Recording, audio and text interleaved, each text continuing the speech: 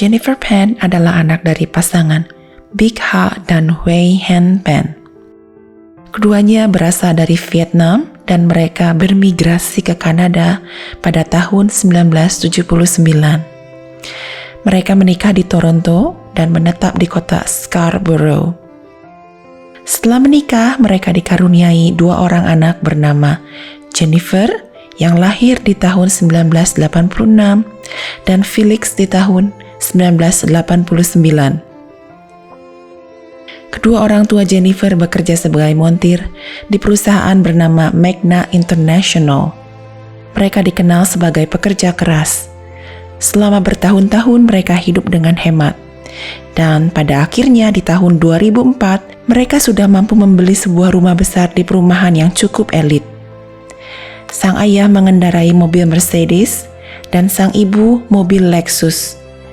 Tabungan mereka dikabarkan sudah mencapai sekitar $200,000. Orang tua Jennifer dikenal sebagai tiger parent. Istilah tiger parenting diberikan kepada orang tua yang mendidik anaknya dengan keras demi menciptakan anak yang berprestasi. Big dan Hen Pan mempunyai ekspektasi yang sangat-sangat tinggi terhadap Jennifer. Mereka ingin agar Jen memiliki pendidikan yang tinggi dan sukses mapan di kemudian hari. Di umur 4 tahun, Jennifer sudah dileskan piano, flute, dan figure skating. Harapan Jen adalah untuk menjadi seorang juara figure skating di Olimpik. Tetapi semuanya hancur ketika dia mengalami kecelakaan di bagian lutut. Jen menjalani pendidikan SMP di sekolah Mary Ward Catholic Secondary School. Untuk standar ukuran wanita Asia, Jen mempunyai postur badan yang cukup tinggi. Pakaiannya selalu sederhana, jarang memakai make up dan berkacamata. Menurut teman-teman Jen, ayah Jen itu sangat keras terhadap Jen dan seringkali melarangnya untuk mengikuti kegiatan-kegiatan ekstrakurikuler yang menurutnya tidak penting. Jen tidak diperbolehkan untuk berkencan, menghadiri pesta prom, karena ayahnya takut semua itu mengganggu prestasi akademik Jen. Jen juga tidak pernah pergi ke klub, minum minuman keras atau menginap di rumah temannya. Dan kalau liburan pun selalu bersama keluarga. Prestasi akademik si Jen ini semasa SMP bisa dibilang cukup baik. Tetapi di pertengahan grade 9, nilai-nilainya turun. Walau sebenarnya masih termasuk baik, tetapi tidak sesuai dengan ekspektasi orang tuanya. Kecuali di bidang musik, di mana dia memang berbakat bermain flute dan piano. Nah, karena takut orang tuanya marah, Jen beberapa kali memalsukan nilai-nilainya di sekolah. Orang tuanya mengira bahwa Jen mendapat nilai A+, padahal kenyataannya jauh dari itu. Kebohongannya itu berlanjut sampai kuliah. Jen berhasil mengibuli kedua orang tuanya kalau dia itu dapat beasiswa dan diterima kuliah jurusan farmasi di University of Toronto. Setiap hari Jen berpura-pura berangkat kuliah, tapi sebenarnya dia cuma duduk-duduk di kafe, mengajar les piano, dan kerja sambilan di sebuah restoran. Jen juga meminta izin kepada kedua orang tuanya untuk tinggal di dekat kampus. Kenyataannya, ia tinggal bersama pacar gelapnya bernama Daniel Wong, yang juga adalah seorang pengedar ganja. Lama-kelamaan ayah Jen mulai curiga kepada anaknya. Jen memberitahu orang tuanya kalau dia itu kerja bakti di rumah sakit khusus anak. Suatu hari, sang ibu membuntuti Jen sewaktu dia berangkat kerja. Dan akhirnya semua kebohongan terbongkar. Ayahnya sampai-sampai mau mengusir Jen dari rumahnya. Tetapi berkat bujukan sang ibu, akhirnya Jen tetap diperbolehkan tinggal di rumah. Handphone dan laptop Jen dirampas, dan Jen hanya diperbolehkan menggunakannya di bawah pengawasan ibu dan ayahnya. Jen juga dilarang untuk bertemu dengan pacarnya Daniel, karena dianggap membawa pengaruh buruk. Jen merasa sangat menderita dan tertekan oleh perlakuan orang tuanya. Di bulan Februari 2009, dia menulis status di akun Facebook bertuliskan, "Living in my house is like living under house arrest," yang berarti, Tinggal di rumahku berasa seperti tinggal di penjara. Sepanjang musim semi dan panas, dia mencoba berkomunikasi dengan Daniel secara diam-diam tanpa sepengetahuan orang tuanya. Tetapi lama-lama Daniel merasa capek, berpacaran secara sembunyi, dan merasa Jen sangat lemah dan tidak ada keberanian untuk berusaha hidup mandiri, berpisah dari orang tuanya. Daniel pun ternyata sudah mempunyai pacar baru yang bernama Christine. Hati Jennifer hancur berkeping-keping sewaktu mengetahuinya. Dia berusaha mendapatkan Daniel kembali dengan cara memfitnah Christine. Jen mengarang cerita kalau dia diperkosa oleh sekelompok pria yang menyerang masuk ke dalam rumahnya. Dia juga bercerita kalau dia menerima surat yang berisi peluru. Jen bilang sama Daniel, semua ini adalah peringatan dari Christine agar Jen tidak menghubungi Daniel lagi. Di awal mula, Daniel percaya dengan tuduhan Jen. Mereka lalu dekat kembali, dan Jen merasa sangat senang karena rencananya berhasil. Di musim semi tahun 2010, Jen bertemu kembali dengan teman lamanya yang bernama Andrew Montemayor. Jen curhat kalau dia merasa sangat tertekan dan sudah tidak tahan dengan sikap orang tuanya. Andrew pun bercerita bahwa dia juga mengalami hal yang sama seperti Jen. Andrew bilang sempat terfikir olehnya untuk membunuh ayahnya sendiri. Mendengar hal itu, Jen mulai berpikir, kalau orang tuanya sudah nggak ada, Jen akan bebas untuk bertemu dan berpacaran dengan Daniel, yang menurutnya adalah cinta sejati Jen. Lalu Andrew mengenalkan teman yang bernama Ricardo Duncan. Menurut kesaksian Jen, keduanya berencana untuk membunuh ayah Jen di halaman parkir tempat kerja sang ayah.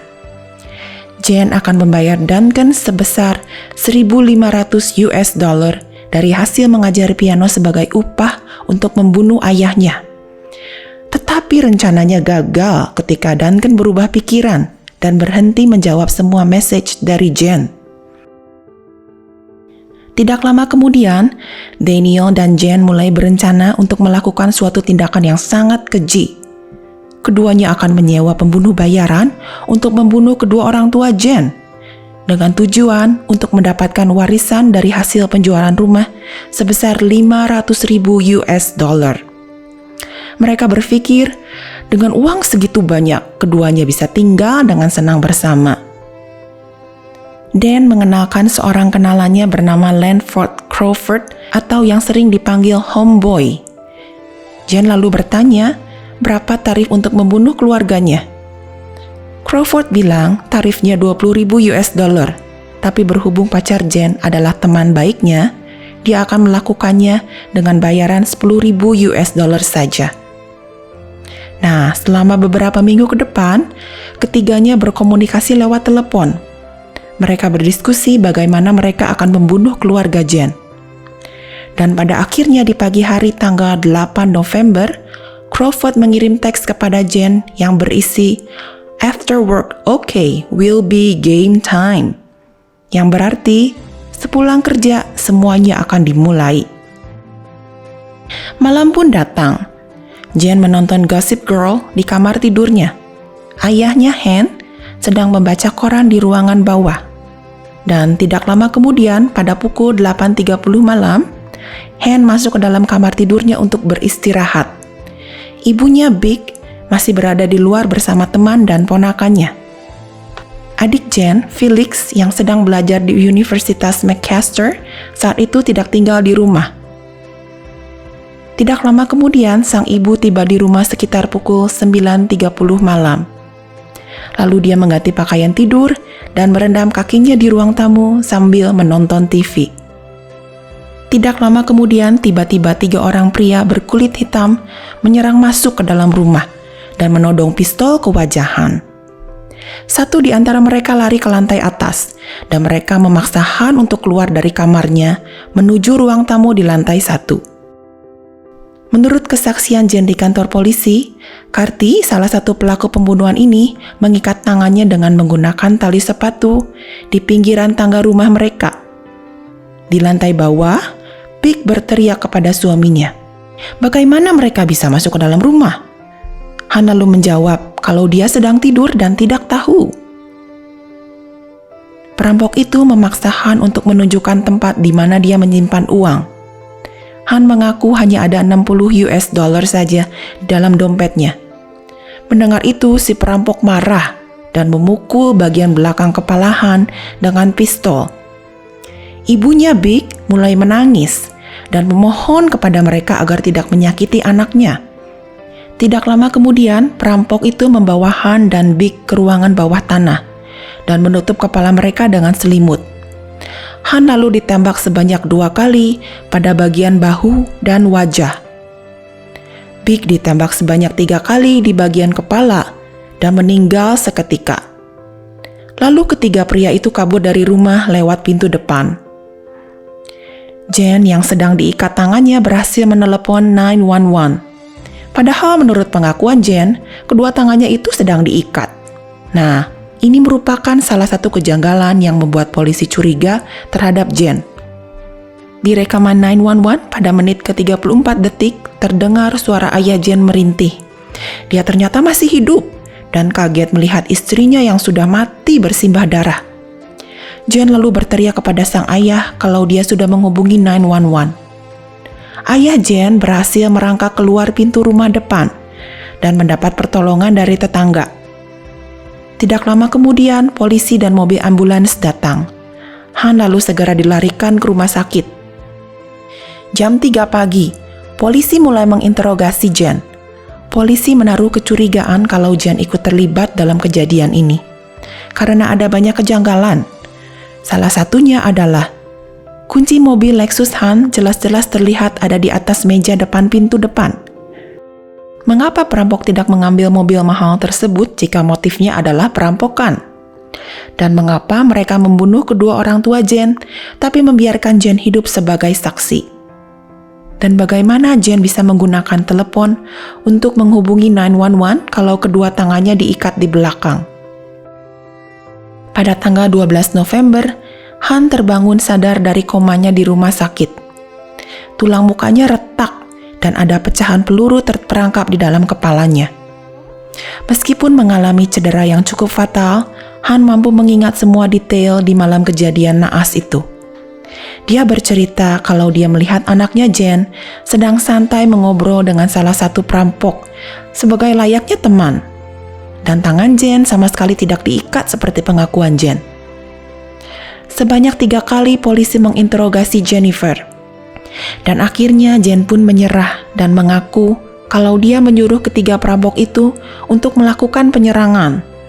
Tetapi menurutnya, rencana sebenarnya itu hanya untuk membunuh Jen saja, bukan kedua orang tuanya. Dia bilang kalau dia sudah tidak mau hidup lagi dan ingin bunuh diri saja. Dan sebetulnya, Jen itu sudah membatalkan rencananya. Tetapi menurutnya, perampok itu tetap datang dan membunuh kedua orang tuanya. Tentu saja polisi tidak percaya dengan pengakuan Jen. Penelusuran komunikasi ponsel di antara Jen, Daniel, dan ketiga perampok itu menunjukkan bahwa Jen memang berencana untuk membunuh kedua orang tuanya. Sidang dimulai pada tanggal 19 Maret 2014 dan berlangsung selama 10 bulan. Lebih dari 50 orang saksi dan 200 barang bukti hadir selama sidang berjalan. Pada akhirnya, pengadilan memutuskan hukuman penjara seumur hidup terhadap Jennifer, Daniel, dan ketiga pelaku perampokan. Han menulis kesaksian bahwa sewaktu dia kehilangan sang istri, dia juga kehilangan sang anak Jennifer. Dia tidak merasa beruntung selamat dari kejadian ini. Dikarenakan oleh lukanya yang parah, Han sekarang cacat permanen dan tidak bisa bekerja lagi. Dia juga menderita insomnia dan sering bermimpi buruk setiap malam. Han mencoba untuk menjual rumahnya, tetapi tidak ada seorang pun yang mau membeli rumah tersebut. Sedangkan Felix sang adik mencoba untuk melupakan kejadian ini dengan berpindah kota. Dikabarkan kalau Felix menderita depresi dan sering menyendiri.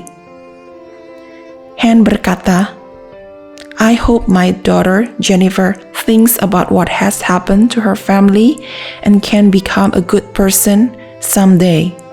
Yang berarti, Aku berharap anakku Jennifer bisa menyadari apa yang sudah dilakukannya dan berubah menjadi orang jujur dan baik pada suatu hari.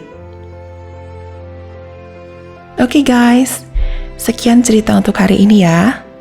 Terima kasih sudah menonton dan sampai berjumpa kembali di video selanjutnya.